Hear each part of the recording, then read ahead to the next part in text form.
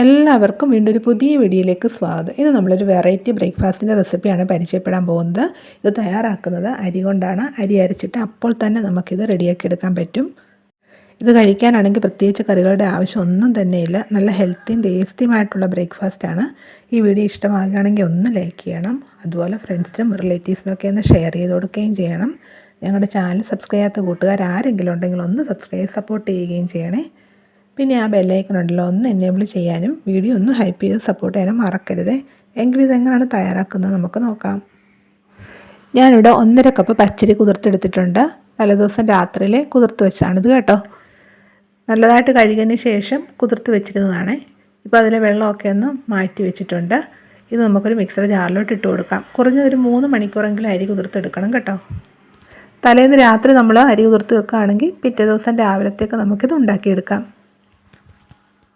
ഇനി ഇതിലോട്ട് നമ്മൾ ചേർത്ത് കൊടുക്കുന്നത് ഉരുളക്കിഴങ്ങാണ്. ഇത് ഇത്രയും വലിപ്പത്തിലുള്ളൊരു ഉരുളക്കിഴങ്ങ് ഞാൻ പുഴുങ്ങിയെടുത്ത് വെച്ചിട്ടുണ്ട് കേട്ടോ. അത് നമുക്ക് ഈ അരിയിലോട്ട് ചേർത്ത് കൊടുക്കാം.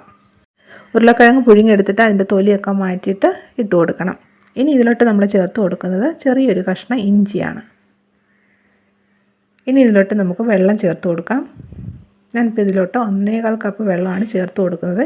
240 ml കപ്പിലാണ് നമ്മൾ അളന്നെടുക്കുന്നത്. പച്ചരി അളന്നെടുത്തിരിക്കുന്നത് ഈ കപ്പിലാണ് കേട്ടോ. നമ്മൾ നല്ല സ്മൂത്തായിട്ട് അരച്ചെടുത്തിട്ടുണ്ട്. അരച്ചെടുത്ത മാവ് നമുക്കൊരു പാത്രത്തിലോട്ട് മാറ്റാം. ഇനി ഇതിലോട്ട് നമ്മൾ കുറച്ച് ഇൻഗ്രീഡിയൻസും കൂടെ ചേർക്കുന്നുണ്ട്. ചെറുതായിട്ട് അരിഞ്ഞെടുത്ത സവാള 1/4 കപ്പ് തക്കാളിക്ക, പിന്നെ ഒരു 1/4 കപ്പ് ക്യാരറ്റ്, എല്ലാം ചെറുതായിട്ട് അരിഞ്ഞെടുത്തിട്ട് ചേർക്കണം കേട്ടോ. ഇനി ഇതിലോട്ട് 2 പച്ചമുളക് ചെറുതായിട്ട് അരിഞ്ഞതും 2 തണ്ട് കറിവേപ്പില ചെറുതായിട്ട് അരിഞ്ഞതും കൂടെ ചേർത്ത് കൊടുക്കാം. പിന്നെ ഇതിലോട്ട് 1/2 ടീസ്പൂൺ ജീരകവും 1/2 ടീസ്പൂൺ ഉപ്പുപൊടിയും കൂടെ ചേർത്ത് കൊടുത്തിട്ട് നല്ലതായിട്ട് നിന്ന് ഇളക്കിയെടുക്കണം.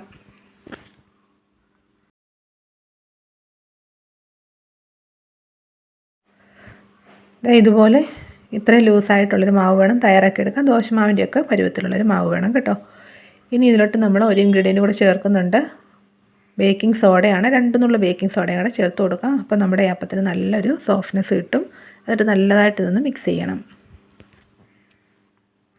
ബ്രേക്ക്ഫാസ്റ്റിന് വേണ്ട മാവൊക്കെ റെഡി ആയിട്ടുണ്ട്. ഇത് നമുക്കൊന്ന് ചുട്ടെടുക്കാം. ഉണ്ണിയപ്പച്ചട്ടിയിലാണ് നമ്മളിത് ചുട്ടെടുക്കുന്നത്. ഇതിലോട്ട് നമ്മൾ തേച്ച് കൊടുക്കുന്നത് എണ്ണയും വെള്ളവും കൂടെ മിക്സ് ചെയ്തിട്ടുള്ളതാണ് കേട്ടോ. 1 ടീസ്പൂൺ എണ്ണയും 1 ടീസ്പൂൺ വെള്ളം കൂടെ നല്ലതായിട്ട് യോജിപ്പിച്ചിട്ട് അതാണ് നമ്മൾ ഇതിലോട്ട് പുരട്ടി കൊടുക്കുന്നത്. ഇങ്ങനെ എണ്ണയും വെള്ളം കൂടെ മിക്സ് ചെയ്ത് തേച്ച് കൊടുക്കുമ്പോൾ നമ്മുടെ ഈ പലഹാരത്തിൻ്റെ അടിഭാഗം ഉണ്ടല്ലോ കരിയാതിരിക്കും. ഇനി ഇതിലോട്ട് നമുക്ക് ചെറിയ തവിക്ക് ഓരോ തവി മാവ് ഒഴിച്ചു കൊടുക്കാം. ഇനി നമുക്കിതൊന്ന് അടച്ച് വെച്ചിട്ട് മീഡിയം ഫ്ലെയിമിൽ വെച്ച് ഒന്ന് കുക്ക് ചെയ്യുക. ഒരു 3 മിനിറ്റ് നേരം ഒന്ന് കുക്ക് ചെയ്തെടുക്കാം കേട്ടോ. ഇപ്പോൾ ഒരു 3 മിനിറ്റ് ആയിട്ടുണ്ട്. ഇത് നമുക്കൊന്ന് തുറക്കാം.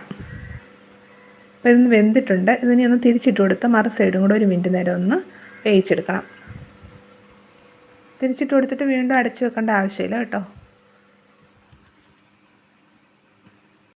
ഇപ്പോൾ 1 മിനിറ്റ് കൂടെ ആയിട്ടുണ്ട്. ഇപ്പോൾ അത് നല്ലതായിട്ട് വെന്തിട്ടുണ്ട്. ഇത് നമുക്ക് ചട്ടിയിൽ നിന്ന് മാറ്റാം.